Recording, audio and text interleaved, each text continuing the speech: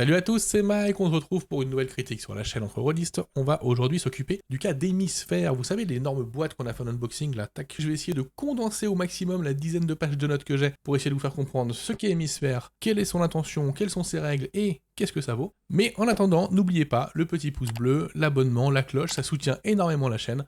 On est quasiment 400 au moment où on fait cette vidéo. Ça serait bien qu'on y arrive bientôt. Allez, courage, on compte sur vous. Donc Hémisphère, c'est un jeu de rôle qui se passe dans un monde de science fantasy médiévale, si on en croit l'auteur. Donc je parlais d'Heroic Fantasy, enfin de médiéval fantastique plutôt, quand j'avais fait l'unboxing. On n'est pas loin, mais il y a quand même une petite différence. Pourquoi science fantasy médiévale? Tout simplement parce que médiéval, on est dans un monde médiéval. Fantasy parce qu'on a accès à cette magie. Et science pourquoi? Parce que le cœur du jeu, ça va être la science, ça va être la découverte. En fait, si vous voulez, ce monde est sur une période de renaissance. On est juste avant des grandes avancées technologiques et le monde va être amené à changer avec ça. Et les joueurs vont évidemment avoir un impact là-dessus. Donc en fait, le terme de science fantasy médiévale, c'est aussi pour avoir cet esprit-là. Hémisphère, c'est le nom du jeu de rôle, mais c'est le nom de la planète. Donc c'est une exoplanète, donc une planète en dehors du système solaire sur laquelle on se trouve, qui est divisée en deux. Au niveau de l'équateur, il y a ce qu'on appelle la couronne de sang, un territoire plein de cratères et plein de drakim, des espèces de créatures qui dévorent tout le monde. Donc on n'a pas accès à l'hémisphère sud. De cette couronne de sang, il y a des cratères et sort du plancton, qui est la source de la vie et la source de la magie. Donc on a cet univers un peu particulier, sur lequel vivent deux peuples, les Skeltus, qui sont des espèces d'insectes carnivores un peu abominables, mais qui sont jouables, hein, c'est un peuple, hein, mais un peu plus agressif que les pauvres Atridans, qui sont l'autre espèce de la planète, qui sont eux plutôt des explorateurs, des scientifiques, des curieux, des voilà. Donc on a ce conflit entre ces deux espèces, et vont arriver, comme d'habitude, en foutant un peu le bordel, les humains, forcément, débarquent par des failles spatio-temporelles, et au moment où ils arrivent, il y a un cataclysme sur la planète qui ravage tout, qui tue des millions de personnes. Les humains débarquent et puis ils prennent leur place, ils s'installent, et ils vont même jusqu'à muter pour devenir... certains vont muter pour devenir des hominus, et j'y revenir après parce que c'est une des particularités de ce jeu, ce sont les espèces jouables. La particularité, ce sont des êtres symbioïdes, c'est-à-dire que c'est des êtres qui sont constitués d'un corps et d'un essaim qui va représenter leur cerveau. Cet essaim de toutes petites créatures microscopiques qui va contrôler leurs actes et leurs émotions, etc. Donc c'est quelque chose qu'on n'a pas l'habitude de jouer pour le coup. Par contre, il faut avoir envie de jouer des insectes. Ça, faut être clair et net. Il faut avoir envie de jouer des insectes. Et même les hominus, qui sont les humains qui ont muté, c'est pareil, c'est quand même une race d'humains avec le crâne un peu ouvert, voilà, avec une espèce de carapace chitineuse sur la tête. Donc on a ces trois races jouables, enfin ces trois espèces, enfin 4 puisque les humains sont divisés en deux. Au niveau des personnages joueurs, dans l'hémisphère, avant toute chose, on va commencer, non pas par créer son personnage, on va commencer avec ses copains, à créer son groupe. Un peu comme dans Gods. Dans Gods, mon petit jeu coup de cœur de l'année dernière, là, on crée d'abord le groupe avec ses objectifs, avec ses ambitions, et ensuite on y inclut nos personnages qu'on crée par la suite pour que ce soit tout cohérent. Là c'est un peu pareil, on va créer un groupe qui va définir le type de campagne qu'on va jouer. On peut être des mercenaires, des explorateurs, des vauriens, des citadins, et du coup ça va donner plusieurs choses, parce que un groupe de mercenaires, ça peut être des pilleurs de tombes, ça peut être des chasseurs de primes, ça peut être, voilà, ça peut être plein de choses différentes. Pareil pour les vauriens ou pour les explorateurs, hein. Ce groupe d'explorateurs, ça peut être des pilleurs de ruines, des colons, des scientifiques, ça peut être plein de choses différentes. Donc on va définir un peu l'objectif du groupe, ce qui va donner au MJ un peu la couleur de la campagne qui va être jouée derrière. Donc c'est bien que le MJ s'adapte à ses joueurs. Et vous allez voir que dans ce jeu, c'est un jeu qui demande à ce que chacun s'adapte à l'autre en permanence, et c'est une idée qui est très très forte dans le jeu, et qui je trouve a l'air de fonctionner très très bien. L'intérêt de ce groupe, c'est qu'il y a une méta-règle, c'est-à-dire que, par exemple, si on prend un groupe de vauriens, une fois par partie, le groupe de vauriens, il a le droit de tricher au dé, c'est-à-dire qu'il a le droit de changer le résultat d'un dé, en le faisant pivoter sur une face adjacente. Et donc une fois qu'on a créé ce groupe, on va créer notre personnage. Le personnage, il va se définir par son espèce, évidemment, son profil, qui est un peu sa classe de personnage, hein, combattant, mage, mais aussi scientifique, lettré, artisan. Et il va y avoir après son titre, et son titre ça va être, là où sa classe donne un bonus général, son titre ça va être ce qui va lui donner ses compétences. C'est ce qui va dire par exemple, est-ce que mon artisan est plutôt un inventeur ou plutôt un armurier? Est-ce que mon lettré est plutôt un poète ou plutôt un archéologue? Voilà, ça va vraiment donner la couleur au personnage, la couleur principale. Ce que vous allez voir, c'est une espèce d'oignon que l'auteur a fait, où on va approfondir au fur et à mesure notre personnage. Donc en fait, pour chaque profil qu'on a, par exemple combattant, il va y avoir 5 ou 6 titres. Mais vous pouvez créer le vôtre, et ça c'est important, on n'est pas limité au profil qu'il y a dans le jeu, vous pouvez créer le vôtre, et tout est personnalisable à souhait, tout en gardant un cadre avec un système de règles et de création qui est plutôt carré, et qui fonctionne plutôt bien. Donc tout ça, on a le profil, on a le titre, ça donne un set très chiffré au personnage. On sait qu'on a telle compétence à tel niveau, telle compétence à tel niveau, etc. Maintenant, il va falloir un petit peu mettre du caractère dans tout ça. Et c'est là que va arriver le choix du peuple. Parce que on a choisi son espèce, on n'a pas choisi quel peuple il appartient, quel endroit de la planète, de son origine, va en découler ses valeurs. Par exemple, est-ce qu'il est plutôt individualiste, est-ce qu'il est plutôt curieux, est-ce qu'il est plutôt subtil, plutôt courageux, honnête? Ça va faire dépendre sa région, ça va faire dépendre sa langue, ça va faire dépendre toute sa culture, tous ses us et coutumes, ses rites, son éducation, comment ça fonctionne, tout ça c'est les informations que le meneur a et qu'il va donner au personnage quand il va créer son joueur. Une fois qu'on a le profil, le titre et l'origine, on va choisir des particularités. Les particularités, il faut voir ça un petit peu comme les atouts de Fallout, par exemple, où il y a des atouts qui sont positifs, des atouts négatifs, c'est un peu la même chose. On a des particularités qui sont positives, qui vont être bénéfiques pour nous, des particularités qui sont neutres et des particularités qui sont handicapantes. Il faut en choisir au moins 4, en sachant que si on en prend une positive, il faut évidemment prendre une négative pour compenser. Ce qui est intéressant, c'est que ces particularités, notamment les négatives, peuvent donner lieu à des pulsions. Par exemple, si on est jaloux, si on est colérique, si on a des manies, si on est une addiction, tout ça va donner des pulsions qui vont demander de réussir un jet à un moment donné de l'histoire pour pas se lâcher complètement sur notre addiction, par exemple, et réussir à résister. Donc c'est plutôt intéressant. Donc ce qui est important de comprendre, c'est qu'on a un groupe qui va être constitué de personnages où tout est très personnalisable et très adapté. C'est agréable, je trouve, d'avoir un jeu où on peut vraiment peaufiner son personnage, que ce soit en termes de compétences chiffrées et aussi en termes de RP, qu'on puisse un peu l'emmener là où on veut. En conséquence de quoi, vu que cette création est très personnalisable, évidemment, il en coûte un temps de création qui est plutôt long, qui est plutôt conséquent, et la session 0, elle est quasiment indispensable. Enfin, elle est indispensable, on va être très clair. Je vous l'avais dit dans l'unboxing, mais c'est clairement un jeu pour moi qui se joue principalement en campagne, où si on l'achète, on va avoir envie de le faire jouer pendant longtemps.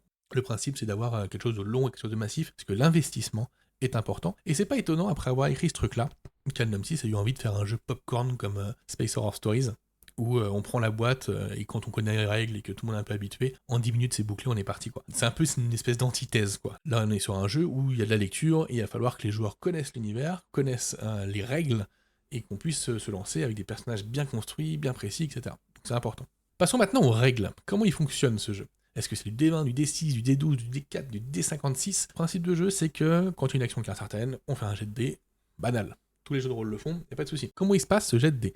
Donc quand il y a une action, déjà l'enjeu du jet de dés, ça va pas être de savoir si ton action réussit, ça va être de prendre la narration. En gros, quand on va faire un test, celui qui remporte le test, c'est lui qui va prendre la narration. Il y a Brian, il veut sauter au-dessus d'un fossé, le meneur lui dit ok, très bien, le fossé est un peu grand par contre, fais-moi ton jet pour voir si tu y parviens. Donc il va faire son jet, je vous explique après comment on les calcule, c'est un petit peu plus compliqué. Il va faire son jet, et imaginons, il réussit, et ben c'est Brian qui va dire eh bien mon personnage saute par-dessus ce fossé en atterrissant sur une roulade, et peut-être que s'il a une marge de réussite suffisante, il va pouvoir me dire il en profite pour se cacher derrière un rocher pour éviter les archers au loin ou des choses comme ça. Donc voilà, le joueur prend la narration quand il réussit son jet, et si c'est pas le cas, c'est le meneur qui la prend, tout simplement pour raconter comment l'action a échoué et quelles sont les conséquences de cet échec. Alors comment ces jets de dés fonctionnent ? Donc on va d'abord calculer l'efficacité du personnage. Donc l'efficacité du personnage, elle va dépendre de plusieurs facteurs. Est-ce qu'il y a des compétences qui s'y lient ? Est-ce qu'il y a des facteurs environnementaux qui font que c'est plus difficile, etc., etc. Donc déjà il y a une partie où on va calculer l'efficacité du personnage. Une fois que c'est fait, il jette 2d6 et il additionne cette efficacité. Ça va lui donner un résultat qui va être son résultat d'action. Enfin, son score d'action, pardon. De son côté, le meneur, il va faire la même chose pour la personne en face ou l'obstacle. Donc là, si on prend le cas de Brian, par exemple, Brian fait son jet de dés pour savoir s'il passe l'obstacle, mais en face, le meneur va faire le jet de dés du fossé, pour savoir s'il arrive à être meilleur que le jet de saut de Brian. Et donc, même quand c'est contre quelque chose d'inanimé, on va avoir un jet de dés du MJ. Cela veut dire qu'on doit calculer 2 fois les efficacités, celle de la personne qui fait l'action et celle de la personne qui s'y oppose. Quand je dis personne, c'est personne au sens large, ça peut être quelque chose d'inanimé. Dans le cadre du fossé, par exemple, sur lequel Brian veut sauter, c'est quelque chose d'inanimé, il faut quand même faire un jet de dés, calculer son efficacité, calculer ensuite, après le jet de dés, son score d'action, comparer les 2 scores d'action. Une fois que ces 2 scores d'action sont comparés, celui qui a le plus haut, il a gagné, jusqu'à là tout va bien, donc il prend la narration. Et en fait, la différence entre les 2 scores d'action, ça va être des points qui vont permettre d'acheter des narrations. C'est-à-dire que quand on gagne de 1, on peut acheter une narration, et ensuite il faut payer les suivantes. Donc plus on a de différence entre les scores d'action, plus on va pouvoir acheter de narration, et plus notre personnage va pouvoir faire 2 choses. Par exemple, Brian saute par-dessus le fossé, il a une réussite qui est juste de 1 par rapport au score d'action du fossé, je saute par-dessus, j'arrive à atterrir assez souplement en face, c'est tout, je peux pas aller plus loin quoi. S'il a de quoi acheter 2 narrations, je saute par-dessus le fossé, je fais une roulade pour me cacher derrière des pierres afin d'éviter les projectiles lancés par les ennemis. 2 actions. S'il en a 3 par exemple, je saute par-dessus le fossé, je fais une roulade pour me cacher derrière les ennemis, et je charge mon arquebuse que j'ai inventé la veille afin de leur tirer dessus. C'est un système qui est assez lourd. On va être très clair, c'est un système qui est assez dense, c'est un système qui est pas super fluide, comme ça. Après, c'est un système qui, en termes de volonté de distribuer la narration, est extrêmement intéressant, je trouve. Moi qui aime beaucoup la narration partagée, je trouve ça très très sympa, que celui qui réussit l'action prenne la narration et qu'on s'échange comme ça la narration, et qu'on fasse de la narration partagée, qui crée toujours des moments assez intéressants. On n'a pas un seul point de vue, celui du MJ. Moi, je trouve ça vraiment très très chouette. Après, là, le système, il est clairement un petit peu lourd. Ça paraît pas très fluide. D'ailleurs, dans l'ouvrage, il y a des fiches pour les actions un peu type qui permettent de voir d'un seul coup d'œil quelles sont les compétences à peu près à prendre, quelles sont les narrations qu'on peut choisir généralement, etc. Donc, il y a pas mal de petites Z types, alors qui, pour le coup, elles fluidifient vraiment l'action parce que ça évite pas mal de calculs et de réflexions sur qu'est-ce que je vais dire, comment je vais narrer, etc. Par contre, voilà, s'il y a ces fiches-là, ça veut quand même dire que le système est assez lourd. D'ailleurs, clairement, c'est un jeu Free League, ils auraient fait un paquet de cartes qu'ils auraient mis dans la boîte. Tout le monde aurait trouvé ça génial, c'est incroyable et tout. Par contre, la volonté qui est derrière, je trouve qu'elle est vraiment intéressante. Et par toutes les personnes qui sont autour de la table pour créer cet univers commun. Donc voilà. Je vais pas m'étendre trop sur les autres règles spécifiques du jeu, mais très rapidement, on a un système de magie qui est assez intéressant, qui s'appuie pas sur un nombre de sorts de mana, ou de la mémorisation, ou de la mana, non. En fait, elle est dépendante du plancton qu'il y a dans l'air. Ça va dépendre de la densité du plancton dans le coin. Quand on va lancer de la magie, il y a un système de contre-coup, qui fait que ça a un coût, cette espèce de risque-récompense, quoi. Et surtout, il va y avoir ce qu'on appelle la singularité, c'est ce qui fait que la magie, à force de l'utiliser ou à force d'être en contact avec des objets qui modifient le plancton, etc., notre personnage va peut-être commencer à muter en fait par rapport à cette magie, et la mutation peut aller jusqu'à avoir d'autres appendices, des choses comme ça, quoi. Donc le système de magie il est très très bien, mais elle est plus large et plus généraliste, et elle demande plus de finesse dans la maîtrise que juste apprendre des listes de sorts par cœur, quoi, clairement. Et ce qui est intéressant avec cette magie, je trouve, c'est que cette espèce de besoin d'équilibre entre la dépendance au plancton et l'équilibre avec cette singularité, je trouve que c'est vraiment très très chouette dans cet univers, ça fonctionne bien, vu que la magie elle est naturelle, elle n'est pas... on parle de magie, mais c'est pas de la magie, c'est de la nature en fait, on se sert du plancton. Et de toute façon, Hémisphère est un jeu qui est profondément écologique dans son fond, on va être très très clair. Donc c'est très intéressant qu'il y ait eu cette idée-là dans la magie. Un autre système que j'aime beaucoup dans le jeu, c'est le système d'artisanat. On a un système d'artisanat qui est simple et efficace, sincèrement, il marche très très bien. Il y a une règle optionnelle qui permet d'avoir un système d'amélioration et de défaut des objets, qui va permettre de créer clairement des chefs-d'œuvre, des boucliers ultra résistants, des armes extraordinaires. Enfin voilà, le système d'artisanat est vraiment vraiment cool. Il fonctionne très très bien. Alors je sais que ça commence à faire long en termes de mécanique de jeu. On va en évoquer une dernière qui est aussi importante pour moi, avant la plus importante que je ferai dans la partie d'après. La dernière, c'est le système d'innovation. Dans le jeu, vu qu'on est sur un monde qui est à la frontière, qui est au moment où il va y avoir une révolution technologique et scientifique, il y a un système d'innovation dans le jeu. C'est-à-dire qu'à la fin de chaque aventure, la plupart des personnages, ceux qui ont assez je ne sais plus quelle compétence à de tête, mais invention, quelque chose comme ça, ils vont pouvoir faire un jet d'Eureka. Un jet un peu difficile, mais s'il est réussi, le joueur a une idée.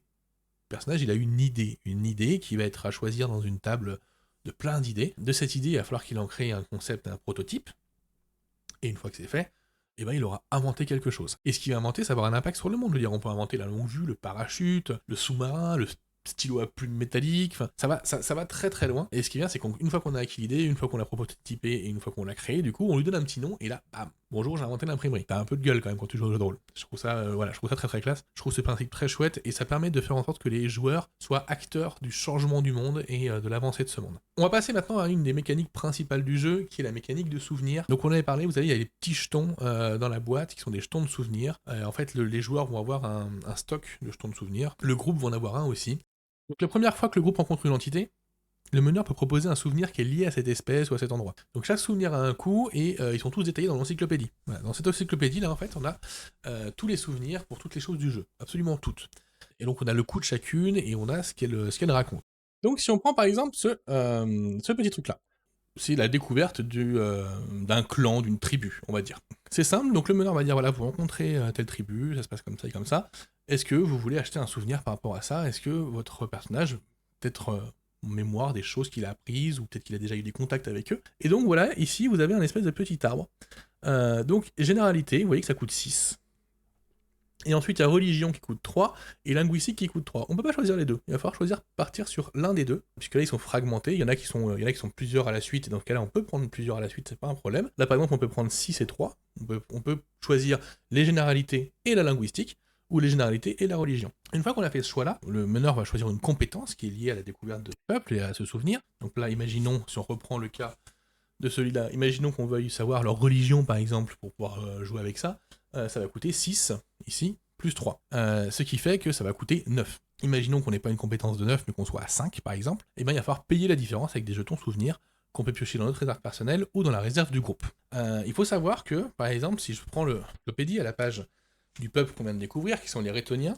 Donc les Rétoniens, on a donc tous les aspects généraux, donc la religion, les valeurs, l'intérêt physique, machin, etc., les noms communs généraux, la structure sociale et familiale, et puis derrière, on arrive sur l'architecture, l'éducation, le comportement vis-à-vis des singuliers, l'esclavage, l'espace domestiqué, il y a du boulot. Et donc on a ça pour absolument tout, hein, parce que là je vous ai montré une tribu, enfin un peuple, mais ça peut être une plante, ça peut être une plante, ça peut être évidemment une créature,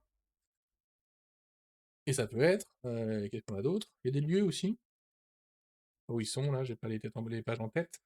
Ça peut être des lieux, voilà. Ça peut être des lieux également, des biomes, des endroits, etc. Ce système de souvenirs pourra faire en sorte que les joueurs fassent partie de ce monde-là, qu'ils aient des connaissances par rapport à ce monde-là. Je trouve ce système vraiment très chouette, surtout dans un jeu qui est basé sur la science, sur l'univers, sur les connaissances de ce qui nous entoure, même s'il y a plusieurs types de campagnes, on est quand même toujours dans ces aspects un peu là.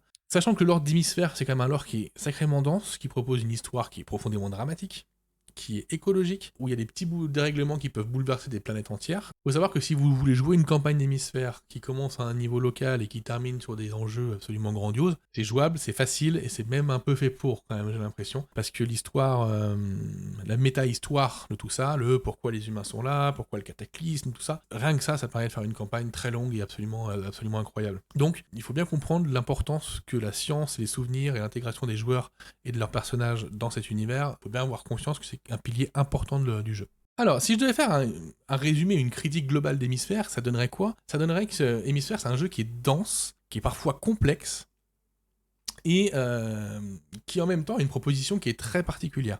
C'est pas un jeu qui plaira à tout le monde, c'est sûr. Déjà, c'est un jeu où il faut apprécier les espèces qui sont mises en place, qui sont des espèces qu'on n'a pas l'habitude de jouer. En même temps, ça peut être une qualité, mais il y en a qui aiment bien être un peu dans leurs chaussons, hein. Il y a des gens qui jouent qu'à donjon, il y en a qui jouent qu'à des trucs qui sont plus contemporains, parce qu'ils ont du mal à se projeter sur d'autres espèces, d'autres créatures, d'autres univers. Bref, ça parlera pas forcément à tout le monde, et le système est quand même sacrément complexe. Enfin, il est pas complexe, mais il est lourd. Il est lourd au début. Et c'est ce qui fait que sur les premières parties, on risque de galérer un petit peu. Après, on est sur une campagne longue, donc tout ça, c'est des défauts qui vont, au fur et à mesure, s'effacer. S'effacer par rapport aux qualités qu'a le jeu. Et pour le coup, les qualités, il y en a quand même pas mal. Moi, cette proposition narrative sur les actions, je trouve qu'elle est excellente. L'extrême personnalisation de ton personnage, de ton groupe de personnages, et en fait, cette volonté qui se dégage du jeu d'avoir un univers qui appartient pas que à l'auteur et pas que au meneur, mais à tout le monde, pour qu'on puisse créer ensemble. En fait, si vous voulez, le principe, ça va pas être de jouer une campagne au sens, la campagne comme on l'entend à l'heure actuelle. Ça va pas être une campagne avec un point A, le départ, et un point B, la fin, et toute une série de péripéties au milieu. Je pense qu'Hémisphère, c'est un jeu, pour moi, qui est fait pour être joué sur une campagne très longue, qui se déroule sur des années, que ce soit dans le jeu ou irréel, et qui va permettre aux joueurs de découvrir cet univers, dans le sens où ils en ont envie, en se donnant leurs objectifs eux-mêmes. Et le MJ, il va être là uniquement pour distiller le lore, etc., faire en sorte de rendre le tout intéressant, c'est-à-dire par rapport aux objectifs des joueurs, de leur créer des challenges intéressants et de leur créer des scénarios qui vont être intéressants autour de ça.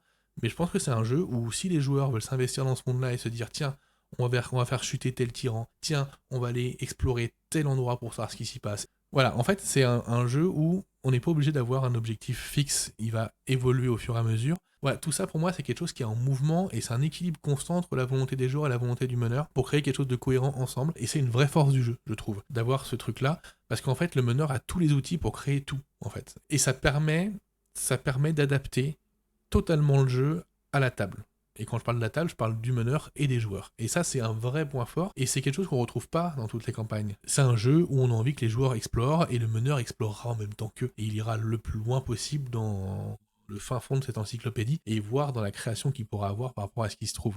Car s'il est parfois maladroit dans son fonctionnement, Hémisphère, c'est le jeu de ses joueurs, et quand je parle de joueurs, je parle de meneurs et de joueurs. C'est un jeu qui veut faire en sorte que les gens y mettent absolument tout ce qu'ils veulent y mettre. Et ça, c'est important de le comprendre, tout en ayant un univers cohérent, construit, avec une méta-histoire qui donne envie de savoir et d'agir. Alors évidemment, pour une proposition aussi particulière, le billet d'entrée, le prix d'accès, il est élevé, quoi. Donc la boîte, elle est pas chère par rapport au contenu, mais elle est chère par rapport à un billet d'entrée pour un jeu qui est particulier et qui plaira pas à tout le monde. Moi, j'ai peur que le jeu trouve pas son public, ce qui serait un peu dommage, parce qu'il est vraiment, vraiment bourré de qualité. Et ce qui est dommage, c'est que, même s'il est fait pour être joué en campagne, il y a dans le manuel du meneur, il y a 6 scénarios qui sont excellents. On va être très clair, ils sont pas tous du même niveau, mais il y en a qui sont vraiment, vraiment excellents, et même ceux qui le sont un peu moins, qui sont un peu plus classiques, sont quand même très très bons.